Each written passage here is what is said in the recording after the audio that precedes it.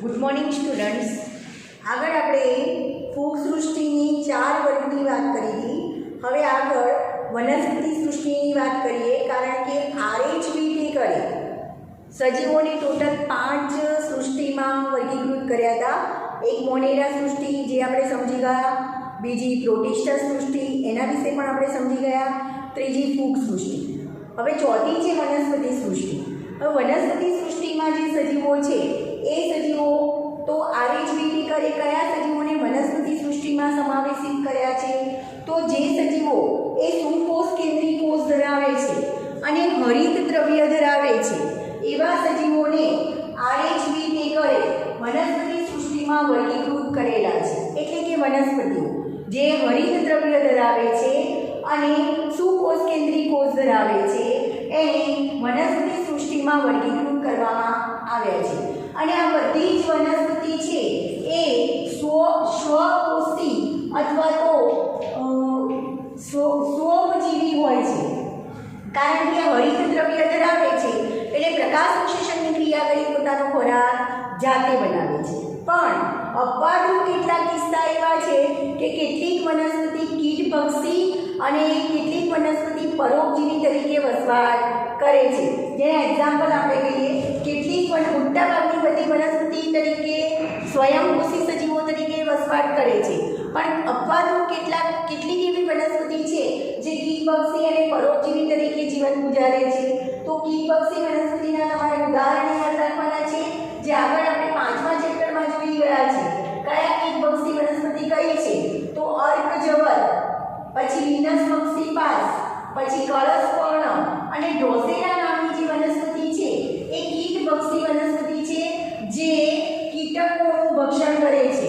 આવી કીટભક્ષી વનસ્પતિ એવી જમીનમાં ઉગે છે જે નાઇટ્રોજનના જે નાઇટ્રેટ નાઇટ્રાઇટ એવા ભાગો છે, એના સ્વરૂપો છે, એની ઉણપ હોય એવી જમીનમાં આવી વનસ્પતિ ઉગે છે. પરિણામે આવા તત્વો પ્રાપ્ત કરવા એ કેટલાક કીટકોનું ભક્ષણ કરી અને પોષક દ્રવ્યો પ્રાપ્ત કરે છે. તો કીટભક્ષી વનસ્પતિના તમારે ઉદાહરણ યાદ રાખવાના છે જે તમને MCQમાં પૂછી શકાય. અર્કજવર, વિનસ મક્ષીપાસ, કળશપર્ણ અને ડ્રોસેરા એ કીટભક્ષી વનસ્પતિ છે. આગળ આપણે વાત કરીએ પરોપજીવી વનસ્પતિની. કેટલીક વનસ્પતિ એ પરોપજીવી તરીકે વસવાટ કરે છે. વનસ્પતિ છે કોષ દિવાલ ધરાવે છે પણ એ હરિતદ્રવ્ય ધરાવતી નથી. દાખલા તરીકે અમરવેલ એ સંપૂર્ણ પરોપજીવી વનસ્પતિ છે, જેના વિશે પણ આપણે 5મા ચેપ્ટરમાં શીખી ગયા છે. અને વાંદો છે એ અર્ધ પરોપજીવી વનસ્પતિ છે, આના વિશે આપણે 5મા ચેપ્ટરમાં શીખી ગયા છે. અમરવેલ એ હરિતદ્રવ્ય ધરાવતી નથી, પણ ધરાવતી નથી, એનું પ્રકાંડ પણ પીળા રંગનું હોય છે. તો એ સંપૂર્ણપણે યજમાન વનસ્પતિ પર અને વેલા સ્વરૂપની વનસ્પતિ છે. તો યજમાન વનસ્પતિ પર રહેવા માટે એટલે કે આશ્રય માટે અને પોષક દ્રવ્યો માટે યજમાન વનસ્પતિ પર આધાર રાખે છે, એટલે એને સંપૂર્ણ પરોપજીવી વનસ્પતિ કહેવાય છે. જ્યારે વાંદો એ લીલા કણો ધરાવે છે, ફક્ત કેટલીક વનસ્પતિની શાખાઓ પર વસવાટ કરી એ વનસ્પતિમાંથી ફક્ત પાણી અને ખનિજ દ્રવ્યો જ પ્રાપ્ત કરે છે. જ્યારે પોતાનો ખોરાક પોતાની જાતે બનાવે છે તો એને અર્ધ પરોપજીવી વનસ્પતિ તરીકે ઓળખવામાં આવે છે. તો વનસ્પતિ સૃષ્ટિમાં મોટાભાગની બધી જ વનસ્પતિ હરિતદ્રવ્ય અને કોષ દિવાલથી ધરાવતી હોય છે. અપવાદ અને બધાને વનસ્પતિ તરીકે ઓળખવામાં આવે છે. બધી જ સ્વયંપોષી છે, એટલે પ્રકાશ સંશ્લેષણની ક્રિયા કરી પોતાનો ખોરાક જાતે બનાવે છે. પણ અપવાદરૂપ કેટલીક વનસ્પતિ કીટભક્ષી છે, જ્યારે કેટલીક વનસ્પતિ પરોપજીવી કે અર્ધ પરોપજીવી તરીકે આવેલી હોય છે. જેમ કે કીટભક્ષી વનસ્પતિમાં અર્કજવર, વિનસ મક્ષીપાસ, કળશપર્ણ અને ડ્રોસેરાઓ છે. જ્યારે પરોપજીવીમાં સંપૂર્ણ પરોપજીવી અમરવેલ, જ્યારે અર્ધ પરોપજીવી વાંદો નામની વનસ્પતિ છે. હવે આ જે વનસ્પતિ છે એના કોષો, વનસ્પતિ કોષો એ હરિતકણ ધરાવે છે અને કોષ દિવાલ હાજર હોય છે. અને કોષ દિવાલ કયા ઘટકની બનેલી હોય છે? તો કોષ દિવાલ વનસ્પતિમાં સેલ્યુલોઝની બનેલી હોય છે, જે તમને MCQમાં પૂછી શકાય. ફૂગની કોષ દિવાલ શેની બનેલી છે? તો કાઇટિન અથવા કાઇટિન મિશ્રિત સેલ્યુલોઝની બનેલી છે. જ્યારે વનસ્પતિની કોષ દિવાલ એ સેલ્યુલોઝની બનેલી હોય છે. હવે આ વનસ્પતિ સૃષ્ટિમાં કઈ વનસ્પતિનો સમાવેશ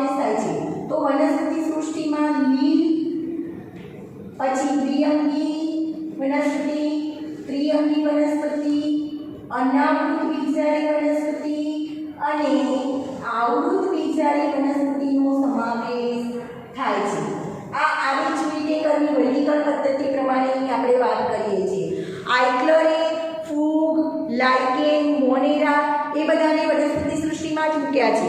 પણ આપણે આરએચ વિટેકરની વર્ગીકરણ પદ્ધતિની વાત કરીએ છીએ તો આરએચ વિટેકરની વર્ગીકરણ પદ્ધતિ 5 સૃષ્ટિ વર્ગીકરણ પદ્ધતિ પ્રમાણે લીડ, દ્વિઅંગી, ત્રિઅંગી, અનાવૃત પિત્તારી અને આવૃત પિત્તારી બધી જ વનસ્પતિના વનસ્પતિ કોષો હરિતદ્રવ્ય પણ ધરાવે છે, કોષ દિવાલ પણ ધરાવે છે અને આ બધાને જ વનસ્પતિ સૃષ્ટિમાં મૂકેલા છે. તો આ બધા જ લીડ, દ્વિઅંગી વનસ્પતિ, ત્રિઅંગી વનસ્પતિ, અનાવૃત પિત્તારી અને આવૃત પિત્તારી વનસ્પતિ વિશે આગળ ડિટેલમાં આપણે ત્રીજા ચેપ્ટરમાં શીખવાનું છે. વનસ્પતિ વર્ગીકરણ વિદ્યા, એમાં એના લક્ષણોની અને એના ઉદાહરણની આપણે વાત કરવાની છે. અત્યારે તમારે ટૂંકમાં માહિતી યાદ રાખવાની છે. બીજી, આ જે વનસ્પતિ છે એ વનસ્પતિનું જીવનચક્ર 2 તબક્કામાં વહેંચાયેલું હોય છે અથવા એનું જીવનચક્ર 2 તબક્કામાં જોવા મળે છે. આ 2 તબક્કા એટલે શું? તો આવી વનસ્પતિઓમાં અલિંગી પ્રજનન કરતી અવસ્થાને બીજાણુજનક અવસ્થા કહેવાય છે અને લિંગી પ્રજનન કરતી અવસ્થાને જન્યુજનક અવસ્થા તરીકે ઓળખવામાં આવે છે. અને આ બંને અવસ્થા એના જીવનચક્રમાં એકબીજાને એકાંતરે આવે છે, જેને સંતતિઓનું એકાંતર જનન કહેવામાં આવે છે. જેના વિશે પણ ડિટેલમાં આપણે ત્રીજા ચેપ્ટરમાં સમજવાનું છે. પણ હું થોડીક માહિતી આપું કે વનસ્પતિનું જીવનચક્ર 2 તબક્કા ધરાવે છે. જેમ કે આપણે વાત કરીએ કે કોઈ વનસ્પતિ હોય તો એ વનસ્પતિમાં જે અલિંગી પ્રજનન અવસ્થા હોય અથવા અલિંગી પ્રજનન કરતો જે તબક્કો છે એને બીજાણુજનક અવસ્થા તરીકે ઓળખવામાં આવે છે. અલિંગી પ્રજનન અંગોને બીજાણુધાની તરીકે ઓળખવામાં આવે અને અલિંગી પ્રજનન કોષને બીજાણુ તરીકે ઓળખવામાં આવે છે.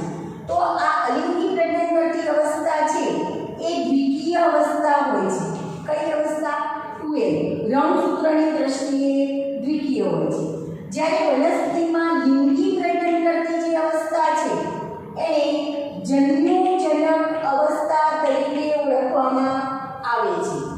લિંગી પ્રજનન અંગને જન્યુધાની તરીકે ઓળખવામાં આવે છે અને જન્યુધાનીમાં લિંગી પ્રજનન કોષ એટલે કે જન્યુ, નરજન્યુ અને માદાજન્યુ. તો આ નરજન્યુ અને માદાજન્યુ એકકીય હોય છે, જેનું ફલન થઈ ફલિતાંડ બને છે અને એમાંથી પાછા નવી વનસ્પતિનું નિર્માણ થાય છે. બરાબર. બીજાણુ પણ એકકીય હોય છે, પણ એ બીજાણુમાંથી કોષના અર્ધીકરણથી ઉત્પન્ન થાય છે. તો જન્યુજનક અવસ્થા એકકીય હોય છે અને બીજાણુજનક અવસ્થા દ્વિકીય હોય છે. તો આના વિશે ડિટેલમાં તમારે ત્યાં આગળ વનસ્પતિ સૃષ્ટિમાં ત્રીજા ચેપ્ટરમાં સમજવાનું છે. અહીંયા ફક્ત આટલું જ યાદ રાખો, એકાંતર જનન કોને કહેવાય? તો કોઈ પણ વનસ્પતિના જીવનચક્રમાં આખું એનો જીવનનો જે સમયગાળો છે એ સમયગાળા દરમિયાન જ્યારે એ અલિંગી પ્રજનન કરે છે તો એ અલિંગી પ્રજનન અવસ્થાને બીજાણુજનક અવસ્થા તરીકે ઓળખવામાં આવે છે. એ અવસ્થા દરમિયાન એ જે અલિંગી પ્રજનન અંગ ઉત્પન્ન કરે છે જેને બીજાણુધાની તરીકે ઓળખવામાં આવે છે અને અલિંગી પ્રજનન કોષ ઉત્પન્ન કરે એને બીજાણુ તરીકે ઓળખવામાં આવે છે. બરાબર. અને આ બીજાણુજનક અવસ્થા દ્વિકીય હોય છે. ત્યાર પછી એમાં જન્યુજનક અવસ્થા આવે. જન્યુજનક અવસ્થા એટલે કઈ અવસ્થા? તો વનસ્પતિમાં લિંગી પ્રજનન કરતી અવસ્થાને જન્યુજનક અવસ્થા તરીકે ઓળખવામાં આવે છે, જેમાં લિંગી પ્રજનન અંગો ઉત્પન્ન થાય છે જેને જન્યુધાની તરીકે ઓળખવામાં આવે છે. એટલે કે નરજન્યુધાની અને કુજન્યુધાની ઉત્પન્ન થશે. આવી નરજન્યુધાની અને કુજન્યુધાનીમાં પ્રજનન કોષ ઉત્પન્ન થશે, લિંગી પ્રજનન કોષો, જેને જન્યુ તરીકે ઓળખવામાં આવે છે, નરજન્યુ અને માદાજન્યુ, જે એકકીય હોય છે. ટૂંકમાં આખી જન્યુજનક અવસ્થા એકકીય હોય છે, એને લિંગી પ્રજનન કરતી અવસ્થા કહેવાય. અને બીજાણુજનક અવસ્થા દ્વિકીય હોય છે, જેને અલિંગી પ્રજનન કરતી અવસ્થા કહેવાય. અને વનસ્પતિના જીવનકાળ દરમિયાન આ અવસ્થા એકાંતરે આવે છે. એકાંતરનો મતલબ શું?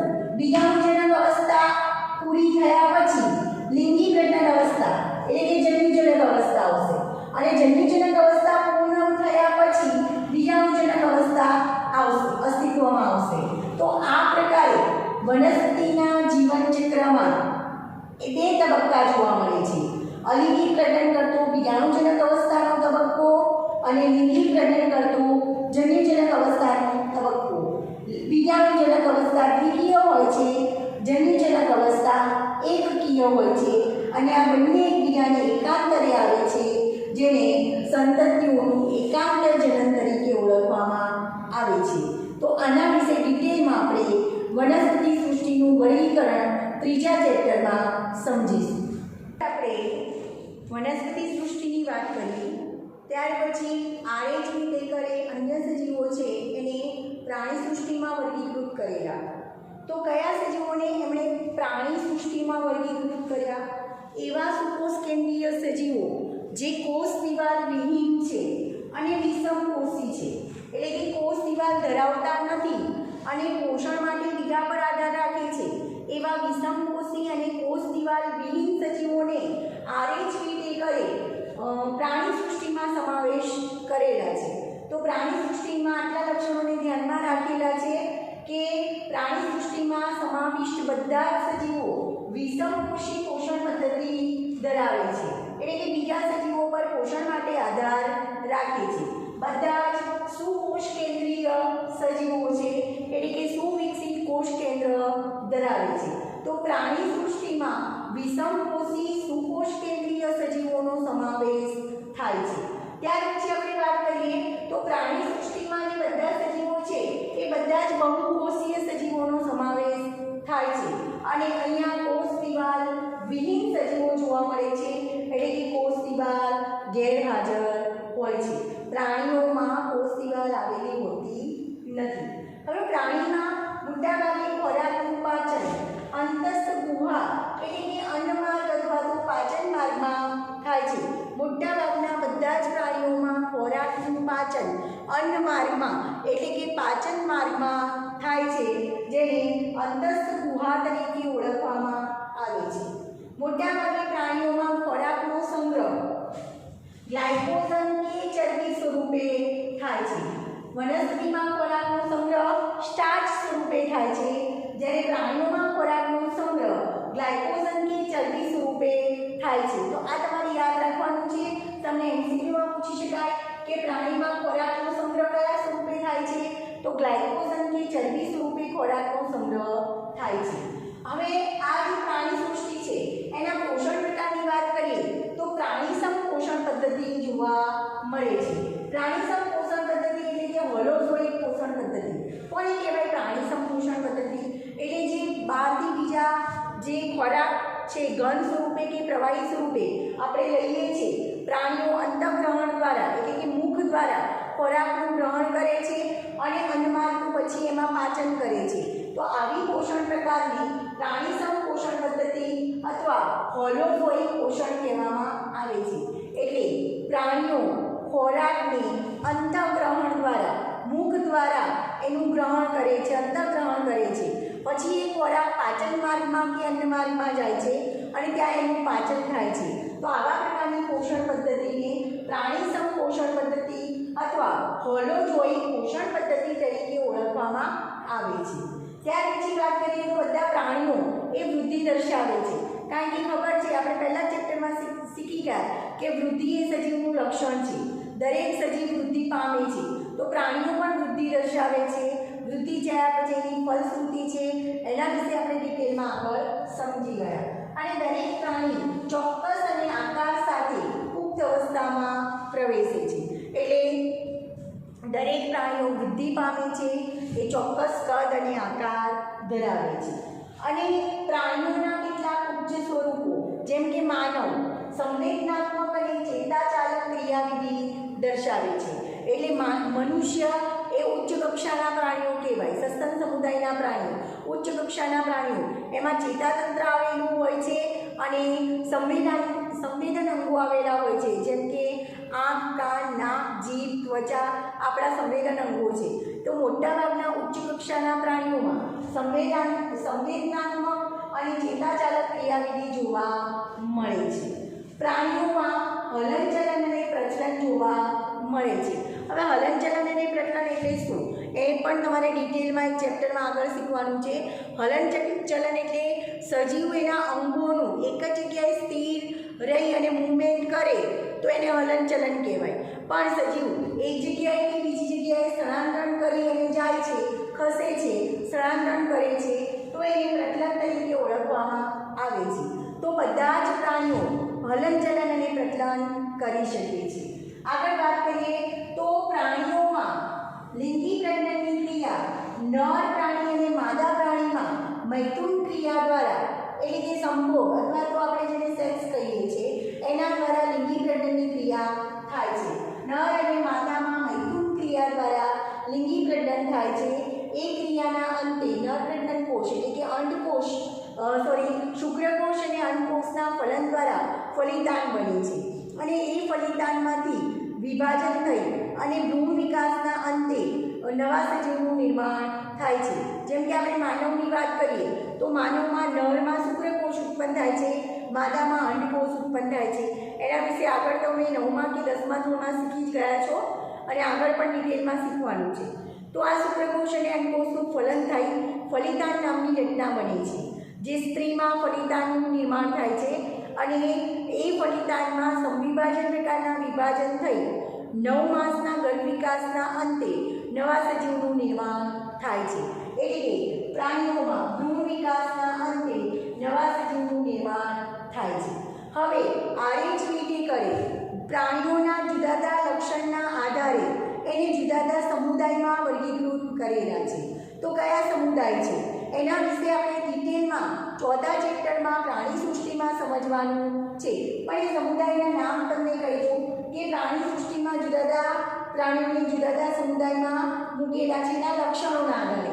જેમ કે કોષ્ટાંત્રી સમુદાય, સંધિપાત સમુદાય, મૃદુકાય સમુદાય, નુપુરક સમુદાય, શૂળત્વચી સમુદાય, સૂત્રકૃમિ, પૃથુકૃમિ, મત્સ્ય, ઉભયજીવી, વિહંગ એટલે કે પક્ષીઓનો સમુદાય અને સસ્તન એટલે ઉચ્ચ કક્ષાના પ્રાણીઓ.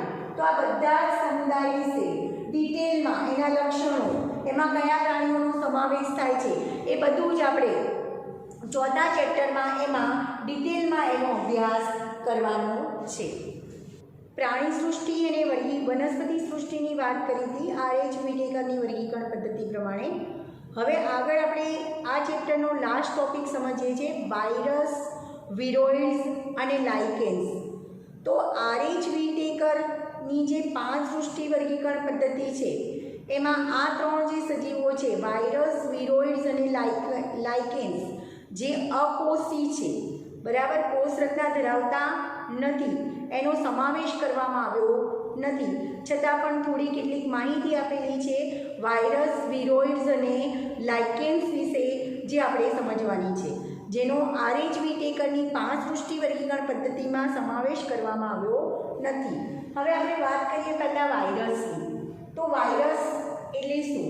વાયરસ એટલા બધા સૂક્ષ્મ છે બેક્ટેરિયા કરતાં પણ. આપણે બેક્ટેરિયાને સૂક્ષ્મ કહીએ છીએ, સૂક્ષ્મ સજીવો, પણ બેક્ટેરિયા કરતાં પણ અતિ સૂક્ષ્મ, બેક્ટેરિયા કરતાં પણ નાના જે સજીવો છે એને વાયરસ તરીકે ઓળખવામાં આવે છે.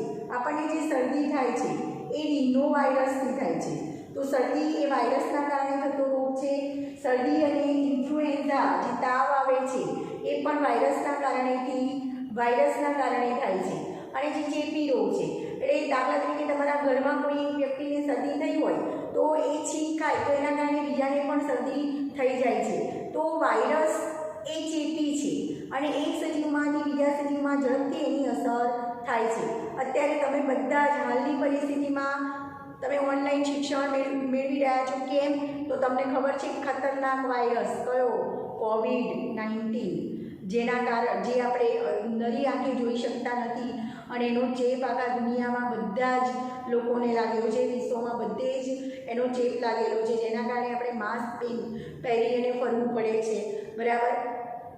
અત્યારે ટીચિંગ શિક્ષણ સંસ્થાઓમાં બાળકો આવી નથી શકતા. એનું કારણ છે કે એનો ચેપ, એ વાયરસનો ચેપ ન લાગી શકે એટલા માટે, કારણ કે હજુ એની રસી શોધાઈ નથી, દવા શોધાઈ નથી, બરાબર. અને એના કારણે માણસનું મૃત્યુ પણ થાય છે, કારણ કે એ વાયરસ જે છે કોવિડ, બરાબર, કોરોના વાયરસ જેને આપણે કહીએ છીએ, તો એ વાયરસથી માનવના ફેફસા સંક્રમિત થાય છે અને ફેફસા સંક્રમિત થવાના કારણે ફેફસામાં પૂરતો ઓક્સિજન મળતો નથી, શ્વાસ લેવામાં તકલીફ પડે છે અને ક્યારેક વધારે સંક્રમણના કારણે માણસનું મૃત્યુ પણ થાય છે. તો વાયરસ કેટલો ખતરનાક છે તમને ખ્યાલ છે.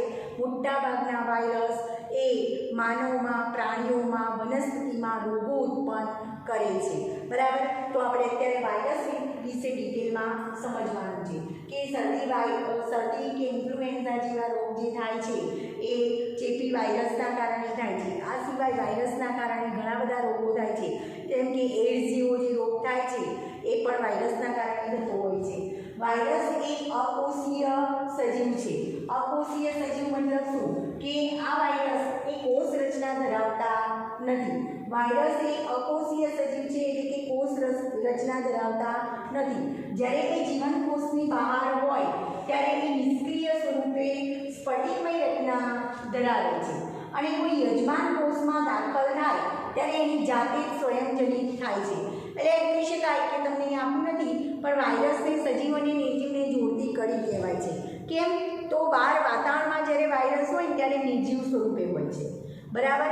પણ જ્યારે એ વાયરસ કોઈ સજીવમાં દાખલ થાય, પ્રાણી, વનસ્પતિ કે કોઈ પણ સજીવ કે મનુષ્યમાં, તો એ સજીવ બને છે. બરાબર. અને એ સજીવમાં પ્રાણી જે યજમાનમાં દાખલ થયો છે એમાં એ સ્વયંજનિત થાય છે. સ્વયંજનિત એટલે આપમેળે નું સ્વયંજનન થાય છે, એની સંખ્યામાં વધારો થાય છે. ઘણીવાર એના કારણે માણસનું મૃત્યુ પણ થઈ શકે છે. તો જ્યારે વાયરસ બહાર હોય છે, જીવન કોષની બહાર, ત્યારે એ સ્ફટિકમય રચના સ્વરૂપે હોય છે, નિષ્ક્રિય હોય છે. અને જ્યારે કોઈ યજમાન કોષમાં દાખલ થાય, ત્યારે એ જીવંત બની એની જાતે સ્વયંજનિત થઈ એની સંખ્યામાં વધારો કરે છે. ક્યારેક એટલી બધી સંખ્યા પણ વધારી દે છે જેના કારણે માણસનું મૃત્યુ પણ થઈ શકે છે. તો વાયરસને સજીવ કેવો કે નિર્જીવ કેવો એવો ક્વેશ્ચન માર્ક આપ્યો છે. તો મેં તમને કીધું કે વાયરસ એ સજીવ અને નિર્જીવને જોડતી કડી કહી શકાય. જ્યારે બહાર વાતાવરણમાં વાયરસ હોય ત્યારે એ નિર્જીવ હોય છે. જ્યારે કોઈ યજમાન કોષમાં, જીવંત કોષમાં દાખલ થાય છે ત્યારે એ સજીવ બને છે. હવે વાયરસ માટે કેટલાક વૈજ્ઞાનિકોએ જે સંશોધન કરેલા છે એની માહિતી આપેલી છે, જે તમને નીટમાં MCQમાં પૂછી શકાય, એટલે એ માહિતી તમારે યાદ રાખવાની છે. બરાબર. હવે અહીંયા તમને આપ્યું છે. સૌ પ્રથમ પાસ્ટર નામના વૈજ્ઞાનિકે વાયરસ માટે શબ્દ આપ્યો કે વાયરસ એટલે ઝેરી રસાયણ અથવા વિષ, એને વાયરસ તરીકે ઓળખવામાં આવે છે. તો પાસ્ટર નામના વૈજ્ઞાનિકે વાયરસ શબ્દનો મતલબ આપ્યો વિષ એટલે કે ઝેરી રસાયણ. ત્યાર પછી ડી.જે. ઇવાનોવસ્કી નામના વૈજ્ઞાનિક દ્વારા વૈજ્ઞાનિકે 1892માં કેટલાક સૂક્ષ્મજીવોને તમાકુના છોડ ઉપર રોગ માટે જવાબદાર ગણાવ્યા. તો તમાકુનો જે છોડ છે એના ઉપર કેટલાક સૂક્ષ્મજીવો દ્વારા રોગ થાય છે એવી માહિતી કોણે આપી? ડી.જે. ઇવાનોવસ્કીએ 1892માં એવી માહિતી આપી કે તમાકુના છોડ પર કેટલાક સૂક્ષ્મજીવોના કારણે રોગ થાય છે. જે રોગને, તમાકુના છોડ પર જે રોગ થાય છે એ રોગને કિરમીર રોગ તરીકે ઓળખવામાં આવે છે, અથવા એને મોઝેઇક ડિઝીઝ ઓફ ટોબેકો. અહીંયા તમને મોઝેઇક ડિઝીઝ ટોબેકો આપેલો છે શબ્દ એને. અને આ રોગ એ TMV વાયરસના કારણે થાય છે. ટોબેકો મોઝેઇક વાયરસના કારણે તમાકુમાં કિરમીર નામનો રોગ થાય છે એવી માહિતી કોણે આપી? તો ડી.જે. ઇવાનોવસ્કીએ 1892માં તમાકુના છોડ પર TMV ટોબેકો મોઝેઇક વાયરસ નામના વાયરસના કારણે કિરમીર રોગ થાય છે, મોઝેઇક ડિઝીઝ ઓફ ટોબેકો નામનો રોગ થાય છે એવી માહિતી આપી. આ જે વાયરસ છે એ વાયરસ એટલા બધા અતિ સૂક્ષ્મ છે કે બેક્ટેરિયા ફિલ્ટરમાંથી પણ એ પસાર થઈ જાય છે. એટલે એમ કહી શકાય કે બેક્ટેરિયા કરતાં પણ અતિ સૂક્ષ્મ છે. આગળ M.W. બેઇજેનિક નામના વૈજ્ઞાનિકે 1898માં તમાકુના રોગ માટે, તમાકુ ઉપર જે રોગ થાય છે કિરમીર નામનો રોગ જે વાયરસના કારણે થાય છે, તો તમાકુમાં જે રોગગ્રસ્ત સ્થિતિ સર્જાય છે, તંદુરસ્ત છોડને જે ચેપ લાગે છે એ રસાયણને અથવા તો તમાકુના તંદુરસ્ત છોડને જે ચેપ લગાડે છે એ રસાયણને ચેપકારક જીવંત રસાયણ કોન્ટાજિયસ વાયવમ ફ્લુઇડ તરીકે ઓળખાવ્યું. તો વૈજ્ઞાનિકનું નામ યાદ રાખજો. કયા વૈજ્ઞાનિકે કઈ માહિતી આપી છે? NW બેઇજેવિનેક નામના વૈજ્ઞાનિકે 1898માં એવી માહિતી આપી કે તમાકુના તંદુરસ્ત છોડને જે રસાયણ ચેપ લગાડે છે એ રસાયણને ચેપકારક જીવંત રસાયણ અથવા કોન્ટાજિયમ વાયવમ ફ્લુઇડ તરીકે ઓળખાવ્યું. ત્યાર પછી બીજા એક વૈજ્ઞાનિક જેનું નામ છે W.M. સ્ટેનલી. આ વૈજ્ઞાનિકે 1935માં વાયરસને સ્ફટિકમય બનાવી શકાય એવી માહિતી આપી અને એ સ્ફટિકો પ્રોટીન ધરાવે છે એવી માહિતી આપી.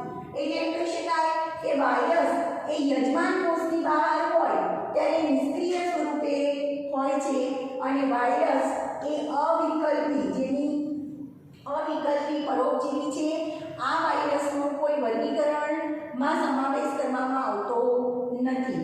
બરાબર. તો વાયરસની પહેલાં આટલી માહિતી યાદ રાખજો, પછી એનું બંધારણ કેવું છે એની આપણે વાત કરીશું. પહેલાં ફરી અહીંયા શરદી, ઇન્ફ્લુએન્ઝા જેવા રોગ જે માનવને થાય છે એ વાયરસના કારણે થાય છે. વાયરસ ચેપી છે.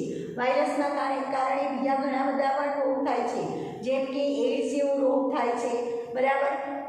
શરદી છે એ ચેપી રોગ છે જે રીનો વાયરસના કારણે થાય છે. તો વાયરસ એવા સજીવો છે જે માનવોને, પ્રાણીઓને કે વનસ્પતિઓમાં રોગ ઉત્પન્ન કરે છે. ટૂંકમાં મોટાભાગના વાયરસ રોગકારકો હોય છે. વાયરસ એ અકોષીય સજીવો છે જે કોષ રચના ધરાવતા નથી. જ્યારે જીવંત કોષની બહાર હોય છે ત્યારે નિષ્ક્રિય સ્ફટિકમય રચના ધરાવે છે. જ્યારે કોઈ જીવંત કોષમાં એટલે કે યજમાનમાં દાખલ થાય છે ત્યારે એ જીવંત બની અને આપોઆપ સ્વયંજનિત થાય છે. સ્વયંજનિત થવું એટલે એની સંખ્યામાં વધારો કરવો. ક્યારેક એના કારણે માનવનું મૃત્યુ પણ થઈ શકે છે. તો વાયરસને સજીવ કહેવું કે નિર્જીવ. એને વાયરસને સજીવ અને નિર્જીવને જોડતી કડી કહેવાય છે. જ્યારે વાયરસ વાતાવરણમાં હોય છે ત્યારે એને નિર્જીવ કહેવાય. જ્યારે વાતાવરણમાંથી કોઈ સજીવના સંપર્કમાં આવે છે, કોઈ યજમાનમાં દાખલ થાય છે ત્યારે એને સજીવ તરીકે ઓળખવામાં આવે છે, એટલે કે જીવંત બને છે. એટલા માટે વાયરસને સજીવ અને નિર્જીવની જોડતી કડી તરીકે ઓળખવામાં આવે છે. ત્યાર પછી આપણે આગળ વાત કરીએ કે વાયરસ માટે જુદા જુદા વૈજ્ઞાનિકોએ જુદી જુદી માહિતી આપી. પાશ્ચર નામના વૈજ્ઞાનિકે વાયરસ માટે શબ્દ પ્રયોજ્યો છે. વાયરસનો મતલબ થાય વિષ અથવા ઝેરી રસાયણ જે માનવ, વનસ્પતિ અને પ્રાણીઓને નુકસાન પહોંચાડે છે. ડીજે ઇવાનોવસ્કી નામના વૈજ્ઞાનિકે 1892માં કેટલાક સૂક્ષ્મજીવોને તમાકુના છોડ ઉપર રોગ માટે જવાબદાર ગણાવ્યા. તો તમાકુના છોડ ઉપર જે સૂક્ષ્મજીવોના કારણે રોગ થાય છે એ રોગને કિરમીર રોગ અથવા મોઝેઇક ડિઝીઝ ઓફ ટોબેકો તરીકે ઓળખાવ્યો. અને કયા વાયરસના કારણે થાય છે? તો TMV ટોબેકો મોઝેઇક વાયરસના કારણે તમાકુમાં કિરમીર રોગ થાય છે એવી માહિતી ડીજે ઇવાનોવસ્કીએ 1892માં આપી. આ વાયરસ છે એ બેક્ટેરિયા પ્રૂફ ફિલ્ટરમાંથી પણ પસાર થઈ જાય છે. મતલબ બેક્ટેરિયા કરતાં પણ અતિ સૂક્ષ્મ છે. ત્યાર પછી એમ કહી શકાય કે એ બેક્ટેરિયા કરતાં પણ નાના છે. ત્યાર પછી બીજા એક વૈજ્ઞાનિકનું નામ યાદ રાખવાનું છે NW બેઇજેવિનેક. એમને 1898માં એવી માહિતી આપી કે તમાકુના છોડમાં જે રોગ થાય છે, તંદુરસ્ત છોડને જે રસાયણ ચેપ લગાડે છે એ ચેપકારક રસાયણને ચેપકારક જીવંત રસાયણ કોન્ટાજિયમ વાયવમ ફ્લુઇડ તરીકે ઓળખાવ્યું. W.M. સ્ટેનલી નામના વૈજ્ઞાનિકે 1935માં વાયરસને સ્ફટિકમય બનાવી શકાય છે એવી માહિતી આપી અને આવા સ્ફટિકો પ્રોટીન ધરાવે છે એવી માહિતી આપી. યજમાન કોષની બહાર હોય ત્યારે વાયરસ નિષ્ક્રિય સ્વરૂપે હોય છે અને જ્યારે કોઈ યજમાનમાં દાખલ થાય ત્યારે એ જીવંત બની આપમેળે સ્વયંજનિત થાય છે. વાયરસ એ અવિકલ્પી પરોપજીવી સજીવ છે. હવે વાયરસનું બંધારણ કેવું છે એના વિશે આપણે આગળ વાત કરીએ. આપણે વાયરસની વાત કરી કે વાયરસ માટે કયા વૈજ્ઞાનિકોએ કઈ માહિતી આપી. ત્યાર પછી આપણે વાયરસની બંધારણની વાત કરીએ તો વાયરસ છે એ પ્રોટીન ધરાવે છે, બરાબર. પણ પ્રોટીન ઉપરાંત એ ડીએનએ કે આરએનએ જનીન દ્રવ્ય ધરાવે છે. હું અહીંયા બોલું છું વાયરસ એ ડીએનએ કે આરએનએ જનીન દ્રવ્ય ધરાવે છે. પ્રોટીન તો ધરાવે છે એના બંધારણમાં, પણ ડીએનએ અથવા તો આરએનએ પૈકી કોઈ એક જ જનીન દ્રવ્ય ધરાવે છે. બંને જનીન દ્રવ્ય એકસાથે હોતા નથી. તો યાદ રાખજો, વાયરસના બંધારણમાં પ્રોટીન આવેલું હોય છે. પ્રોટીનની સાથે આરએનએ કે ડીએનએ જનીન દ્રવ્ય બેમાંથી કોઈ એક જ જનીન દ્રવ્ય હોય છે. બંને જનીન દ્રવ્ય સાથે હોતા નથી. જનીન દ્રવ્ય તરીકે ન્યુક્લિયોપ્રોટીન આવેલું હોય છે. એટલે જે જનીન દ્રવ્ય આરએનએ કે ડીએનએ છે એ ન્યુક્લિયોપ્રોટીન તરીકે આવેલું છે. અને ન્યુક્લિયોપ્રોટીન એટલે ન્યુક્લિક એસિડ વત્તા પ્રોટીન એ ભેગા મળી અને ન્યુક્લિયોપ્રોટીન નામનું જનીન દ્રવ્ય બનાવે છે.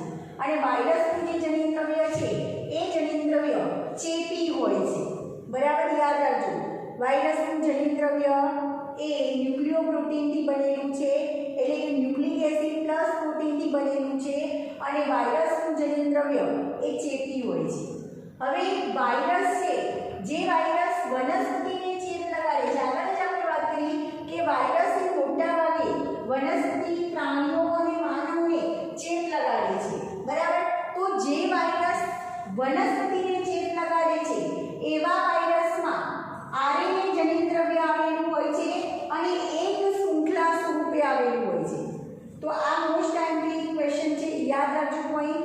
જે વાયરસ વનસ્પતિને ચેપ લગાડે એ વાયરસના બંધારણમાં જે જનીન દ્રવ્ય હોય છે એ આરએનએ સ્વરૂપે હોય છે અને એક શૃંખલામય હોય છે, બરાબર. જ્યારે જે વાયરસ પ્રાણીઓને ચેપ લગાડે છે એ વાયરસ એકલ અથવા તો બેવડી શૃંખલામય સ્વરૂપે આરએનએ કે ડીએનએ સ્વરૂપે હોય છે. આરએનએ કે ડીએનએ કાં તો આરએનએની એકલી કે બેવડી શૃંખલા હોય, કાં તો ડીએનએની એકલી કે બેવડી શૃંખલા હોય છે. તો આ બે પોઈન્ટ યાદ રાખજો ખાસ. જે વાયરસ વનસ્પતિને ચેપ લગાડે એમાં જનીન દ્રવ્ય જે આરએનએ આવેલું હોય છે આરએનએ સ્વરૂપે એ એકલ શૃંખલામય હોય છે. અને જે વાયરસ પ્રાણીઓને ચેપ લગાડે છે એમાં જે જનીન દ્રવ્ય આવેલું છે એ કાં તો આરએનએ કાં તો ડીએનએ સ્વરૂપે હોય છે. અને કાં તો એકલ શૃંખલા સ્વરૂપે કાં તો બેવડી શૃંખલા સ્વરૂપે હોય છે. હવે બેક્ટેરિયા ઉપર જે વાયરસ ચેપ લગાડે છે, બેક્ટેરિયાને રોગ કરે છે અથવા બેક્ટેરિયાને ચેપ લગાડે છે એવા વાયરસને બેક્ટેરિયોફેજ વાયરસ તરીકે ઓળખવામાં આવે છે. અને આવો વાયરસ એનું જનીન દ્રવ્ય ડીએનએ સ્વરૂપે હોય છે અને બેવડી શૃંખલાવાળું હોય છે, બરાબર. તો યાદ રાખજો, બેક્ટેરિયોફેજ વાયરસ કે જે બેક્ટેરિયાને ચેપ લગાડે છે એનું જનીન દ્રવ્ય બેવડી શૃંખલામય ડીએનએ સ્વરૂપે હોય છે, બરાબર. હવે વાયરસના બંધારણની વાત કરીએ તો એના વાયરસના બંધારણમાં સૌથી બહારની તરફ પ્રોટીનનું આવરણ આવેલું હોય છે. એ પ્રોટીનના આવરણને કેપ્સિડ તરીકે ઓળખવામાં આવે છે. વાયરસના દેહની બહાર અથવા વાયરસમાં જે પ્રોટીન આવરણ આવેલું છે જેને કેપ્સિડ તરીકે ઓળખવામાં આવે છે, જે નાના નાના પેટા એકમોથી બનેલું હોય છે જેને કેપ્સોમિયર તરીકે ઓળખવામાં આવે છે. એટલે એવું કહી શકાય કે વાયરસ જે પ્રોટીન બંધારણ ધરાવે છે એ પ્રોટીનનું આવરણ કેપ્સિડથી બનેલું હોય છે અથવા પ્રોટીન આવરણને કેપ્સિડ કહેવાય છે. અને કેપ્સિડ એ ઘણા નાના નાના પેટા એકમનું બનેલું છે અને એ પેટા એકમોને નાના એકમોને કેપ્સોમિયર તરીકે ઓળખવામાં આવે છે. કેપ્સિડ એ ન્યુક્લિક એસિડને સુરક્ષિત રાખવાનું કાર્ય કરે છે. કેપ્સોમિયર એ કુંતલમય રીતે ગોઠવાયેલું હોય છે અથવા બહુફલકીય ભૌમિતિક સ્વરૂપમાં ગોઠવાયેલું હોય છે. કુંતલમય રચના એટલે તમને ખ્યાલ છે અને બહુફલકીય ભૌમિતિક રચના એ પણ તમને ખ્યાલ છે. એ કેપ્સોમિયરની ગોઠવણી દર્શાવે છે. હવે આગળ આપણે વાત કરીએ કે તો તમને જો અહીંયા એક આપેલું છે બેક્ટેરિયોફેજ વાયરસ. બેક્ટેરિયોફેજ વાયરસ એટલે બેક્ટેરિયાને ચેપ લગાડતો વાયરસ. એને બેક્ટેરિયોફેજ કહેવામાં આવે છે। તો એ આ રીતના ભાગ ધરાવે છે। ઉપરનો આ ભાગ છે શીર્ષ કહેવાય, આ ભાગને ગ્રીવા કહેવાય, અને નીચે આ જે ભાગ છે એમાં ઉચ્ચ તંતુઓ આવેલા હોય છે। આ બધા ઉચ્ચ તંતુઓ જોવા મળે છે। તો આ બેક્ટેરિયોફેજ વાયરસની ફિગર છે। અને એ જ રીતે આ ટીએમવી વાયરસની ફિગર છે। ટીએમવી વાયરસ એટલે ટોબેકો મોઝેઇક વાયરસ, જે તમાકુમાં કિડની રોગ ઉત્પન્ન કરે છે। તો આ એની ઉપરનું કેપ્સિડ આવરણ જે પ્રોટીનથી બનેલું છે એ કેપ્સિડ આવરણ બતાવે છે, અને અંદર આ આરએનએ જનીન દ્રવ્યની શૃંખલા બતાવે છે। તો આ બેક્ટેરિયોફેજની ફિગર છે, અને જે બેક્ટેરિયાને ચેપ લગાડતો વાયરસ છે એને બેક્ટેરિયોફેજ કહેવાય, એની ફિગર છે।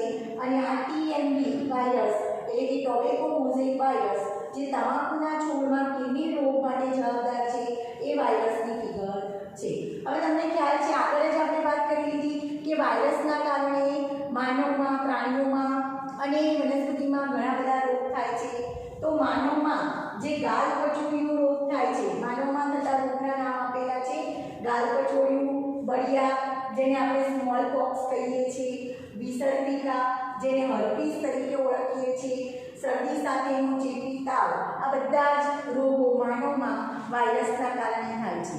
અને બીજો એક ચેપી રોગ માનવમાં થાય છે જેને એઇડ્સ તરીકે ઓળખવામાં આવે છે, જે સેક્સ્યુઅલ ટ્રાન્સમિટેડ ડિઝીઝ રોગ છે, જે સમાગમના કારણે થતો રોગ છે। અને આ કારણે આ એઇડ્સના કારણે માનવનું મૃત્યુ પણ થઈ શકે છે, કારણ કે એઇડ્સ જે વાયરસ છે, એઇડ્સ પહેલાં તો માનવમાં એઇડ્સ રોગ વાયરસના કારણે થાય છે। કયા વાયરસના કારણે થાય છે? તો HIV વાયરસના કારણે માનવમાં એઇડ્સ રોગ થાય છે। તો તમને અહીંયા એઇડ્સનું પૂર્ણ નામ પૂછી શકાય।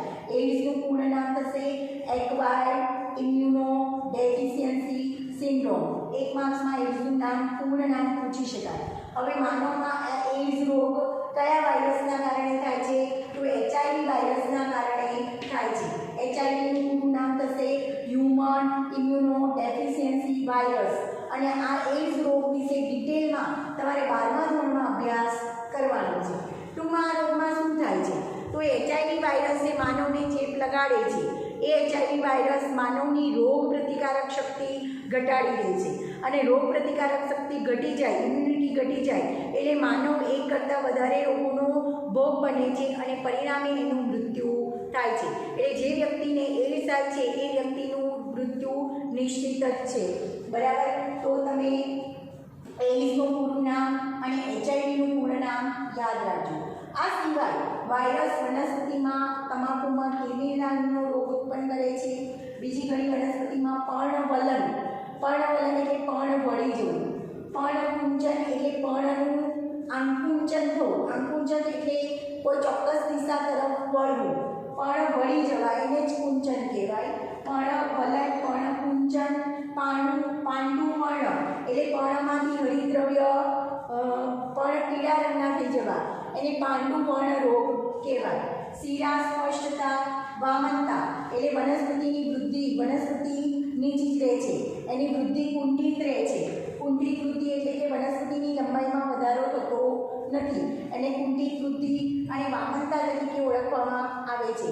તો વનસ્પતિઓમાં વાયરસના કારણે કિડની, પર્ણવલન, પર્ણકુંચન, પાંડુવર્ણ, શિરા સ્પષ્ટતા, વામનતા અને કુંઠિત વૃદ્ધિ જેવા રોગો થાય છે, અથવા આવા લક્ષણો જોવા મળે છે। તો વાયરસ માટેની ફરીથી આ રચના યાદ રાખજો। આપણે કયા વૈજ્ઞાનિકે શું માહિતી આપી આગળ જોઈ લીધી। હવે એના પછી યાદ રાખજો કે વાયરસ એના બંધારણમાં પ્રોટીન ધરાવે છે, પ્રોટીનની સાથે એ જનીન દ્રવ્ય તરીકે ડીએનએ કે આરએનએ ધરાવે છે। ડીએનએ અને આરએનએ જનીન દ્રવ્ય બેમાંથી કોઈ એક જ જનીન દ્રવ્ય ધરાવે, બે જનીન દ્રવ્ય એકસાથે હોતા નથી। જે જનીન દ્રવ્ય છે એ જનીન દ્રવ્ય ન્યુક્લિયોપ્રોટીન સ્વરૂપે હોય છે, એટલે કે ન્યુક્લિક એસિડ પ્લસ પ્રોટીનથી બનેલું હોય છે, અને વાયરસનું જનીન દ્રવ્ય ચેપી હોય છે। બીજો એક પોઈન્ટ તમારે યાદ રાખવાનો છે કે જે વાયરસ વનસ્પતિને ચેપ લગાડે છે એ વાયરસ એક શૃંખલામય હોય છે અને આરએનએ જનીન દ્રવ્યથી બનેલો હોય છે। જ્યારે જે વાયરસ પ્રાણીઓને ચેપ લગાડે છે એ વાયરસ કાં તો એક જ શૃંખલા ધરાવે છે અથવા બેવડી શૃંખલામય હોય છે, પણ કાં તો આરએનએ સ્વરૂપે હોય છે કાં તો ડીએનએ જનિત દ્રવ્ય સ્વરૂપે હોય છે. હવે બેક્ટેરિયા પર જે વાયરસ રોગ લગાડે છે, બેક્ટેરિયાને ચેપ લગાડે છે, એ વાયરસને બેક્ટેરિયોફેજ તરીકે ઓળખવામાં આવે છે. અને બેક્ટેરિયોફેજ વાયરસમાં બેવડી શૃંખલામય ડીએનએ આવેલું હોય છે. આગળ જે વાયરસ પ્રોટીન આવરણ ધરાવે છે એ પ્રોટીન આવરણને કેપ્સિડ તરીકે ઓળખવામાં આવે છે. આ કેપ્સિડ એ ઘણા નાના નાના ઉપએકમોનું બનેલું છે જેને કેપ્સોમિયર તરીકે ઓળખવામાં આવે છે. એટલે એમ કહી શકાય કે વાયરસનું જે પ્રોટીન આવરણ છે કેપ્સિડ એ નાના નાના કેપ્સોમિયરથી બનેલું હોય છે. અને આ કેપ્સોમિયર એ ન્યુક્લિક એસિડને સુરક્ષિત રાખવાનું કાર્ય કરે છે. આગળ કેપ્સોમિયર છે એની ગોઠવણી અલગ અલગ હોય છે. કાં તો એ કુંતલક સ્વરૂપે ગોઠવાયેલું હોય છે અથવા બહુફલકીય ભૌમિતિક સ્વરૂપમાં ગોઠવાયેલું હોય છે. તો અહીંયા તમને બેક્ટેરિયોફેજ વાયરસના કેપ્સોમિયરની ગોઠવણી બતાવી છે અને ટીએમવી વાયરસની કેપ્સોમિયરની ગોઠવણી તમને આકૃતિમાં બતાવી છે. બેક્ટેરિયોફેજ વાયરસ એ શીર્ષ પ્રદેશ, ગ્રીવા પ્રદેશ અને ઉચ્ચ તંતુઓ ધરાવે છે. જ્યારે ટીએમવી વાયરસ, ટ્રોપિકોમોઝેઇક વાયરસ એ કેપ્સિડ એટલે કે પ્રોટીન આવરણ ધરાવે છે અને એની અંદર આ આરએનએ જનિત દ્રવ્ય બતાવેલું છે. હવે વાત કરીએ વાયરસથી માનવમાં થતા રોગો. વાયરસથી માનવમાં ગાલપચોડિયું, બળિયા એટલે કે સ્મોલ પોક્સ, વિસર્પિકા એટલે કે હર્પીસ, શરદી સાથેનો તાવ આવે છે. માનવમાં કેટલીક વાર એચઆઈવી જેવા virus, human immuno deficiency virus ના કારણે એડ્સ જેવા રોગો થાય છે. એડ્સનું પૂર્ણ નામ થશે એક્વાયર્ડ ઇમ્યુનો ડેફિશિયન્સી સિન્ડ્રોમ, જેના કારણે માનવની રોગપ્રતિકારક શક્તિ ઘટે છે અને માનવનું મૃત્યુ થાય છે.